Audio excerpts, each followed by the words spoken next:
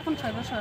আমরা থেকে জবরদস্তি নিছে না? জবরদস্তি নিয়ে গেছে, রমসমেন্ট ডাক্তার দেখাইতে মানছি, হ্যাঁ এসে বাচ্চাটা জবরদস্তি দিয়ে গেছে গা। তারপরে আমি বাচ্চাটা আনতাম গেছি বাড়ি, তারপরে আমার ঘরের ভিতরে ঢুকাইয়া মারছে, এলোপাতাড়ি মানে মারছে, অনেকভাবে মারছে। মারে সেটা এবার আমার একটা মার মোবাইল ছিল আমার হাতে, এই মোবাইলটা নিয়ে গেছে, এবার ব্যাগের ভিতরে টাকা ছিল, ব্যাগটা সুদ্ধা নিয়ে গেছে, নিয়ে এসে আমার করতে বার করেছে, যা কার কাছে যা করবি।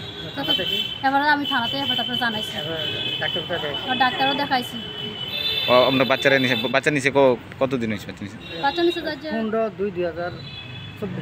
হ্যাঁ 15/2/2024। হ্যাঁ 2-3 মাসের মতন হয়ে বাচ্চা নিছে। হ্যাঁ হ্যাঁ বাচ্চা দেন আপনাকে? বাচ্চা দেয় না। বাচ্চা আনতে গেলে কি আপনাকে মারে? হ্যাঁ বাচ্চা আনতে গেলে মারে আমার। এর বিষয়ে কি কুড়ে জানাইছিলেন? হ্যাঁ আমরা থানার জানা ধরে কুড়ে ফাটাইছি। এখন পর্যন্ত বাচ্চা দিছেন আপনারা? বাচ্চা দেয় না। এখন কি চাইতেছে আপনি? আমি এটা বিচার চাই। আমরা সবসময় মানে মারধর করতো, আর তার বাড়ির সামনে দিয়ে গেলে সবসময় বাড়ির সামনে আওয়াজ করলে মারালে বলে আমার বাবারও মারবো, আমার ভাইয়েরও মারবো। আপনার বাবার নাম কি? আপনার বাবার নাম কি? বাবার নাম আশুমিয়া। আশুমিয়া। কেস চলতেছে, আমরা যে 2 বছর ধরে কেস চলতেছে। তো আমার বাচ্চাটা আবার রয়ে গেছে গা, তাই নিয়ে আমার কালকে আমরা দুজন কুড়ে জানাস তো কি ডেট আসছিল, তোমার ডেট শেষ বাড়িতে আর সময়। হ্যাঁ আবার আমার দেখে সেটা কইছে কেস তুলবি না, আমি বলছি না আমি কেস অনেকদিন ধরে আমার বহাবাধ্য করে আর কি, ফোন করলো আমার অনেক গালাগালিজ করে কেস তুলানোর কথা। আমি কইছি তুলতাম না করে তারপরে কেসটা শেষ হয়েছে ইদান আমার ইদান টাইম শেষ হয়েছে, তাই না আগে গেছে গা। তো আমরা আবার স্যারের লোক কথা কয়ে সেটা কুকুরের লোক কথা কয়ে আমরা আইসি, তাই না গেছে বাড়ি। তারপরে আমরা গেছি তো রাস্তার ভিতরে বাঙ্গার ফার রাস্তার ভিতরে মেন রোডে, তাই না এবারে আমার বাচ্চাটা লইয়া স্কুটি লইয়া আইসে, এসে রাস্তার সামনাসামনি পাতা লইয়া দাঁড়াইছে না। এবারে আমরা ভাবছি আমরা বাচ্চারা মনে আমরা দেখাইতে আনছি, আমার বাচ্চারা কিন্তু হ্যাঁ লয়ে গেছে জবরদস্তি করে, আমরা ভাবছি বাচ্চারা দেখাইতে আনছে। তারপরে আমরা দাঁড়াইছি, তাই না এসে এবারে একটা বেলচা ছিল যে কাজ করা, আমরা রেশন সুটার লোকে কাজ করাইতেছে যে একটা বেলচা লয়ে এসে গাড়িটার সামনে দিয়া যে বাড়ি দিছে। এবার আমরা গাড়িতে নামতে দিই, আবার আমার ফিট বেড়ায় বেরিয়ে দিচ্ছে 2টা, ওরা আমার বাবার বাড়ি দিচ্ছে, এদিকে বাড়ি দিচ্ছে আমার জামার নাম জাভেদ মিয়া। বাড়ি কোনখানে? কিলপাড়া বাঙ্গারপাড়। কি বিষয় নিয়ে আপনারা কোর্টে গেছিলেন? আমার মারতো টাকা পয়সার লেগা, সবসময় মারতো টাকা পয়সার লেগা। আমার মা এই জন্য টাকা লইতো, এই জন্য টাকা লইতো, না দিতে পারলে তারপরে আমার মারতো সবসময়। এলাকা আপনি বাড়ি জামাই বাবার হাতে সেটা মামলা করছিলেন? মারধর করো সবসময়।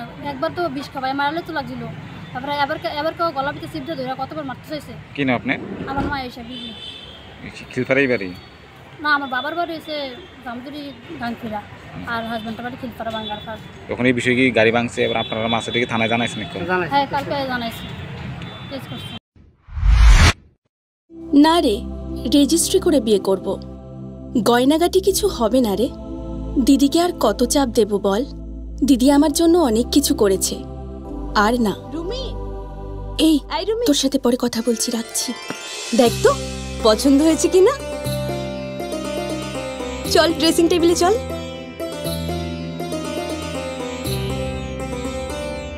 দিদি তুই পছন্দ হয়েছে? তুই নিজে বিয়ে করলি না, আমায় লেখাপড়া শেখালি, আজ বিয়ে দিচ্ছিস, মা বাবার কোনো অভাব রাখিসনি, আজ এভাবে সাজাচ্ছিস কেন? কোনো দিদি কি পারে না তার আদরের বোনের মা বাবা হতে? তোকে কি সুন্দর লাগছে। রাধাকৃষ্ণ জুয়েলারিতে চলছে বিবাহ মঙ্গল উৎসব। বিয়ের গয়নার প্যাকেজ মাত্র 1 লক্ষ টাকা থেকে শুরু।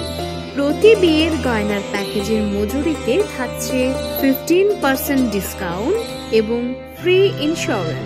তাছাড়াও জ্যোতিষ বিষয়ক পরামর্শ দেওয়ার জন্য আমাদের শোরুমে থাকছেন হস্তরেখাবিদ প্রান্তোষ ভট্টাচার্য, জ্যোতিষশাস্ত্রী, কলকাতা। অ্যাপয়েন্টমেন্টের জন্য অগ্রিম নাম নথিভুক্ত করুন রাধাকৃষ্ণ জুয়েলারি, উষা বাজার, আগরতলা, ধর্মনগর এবং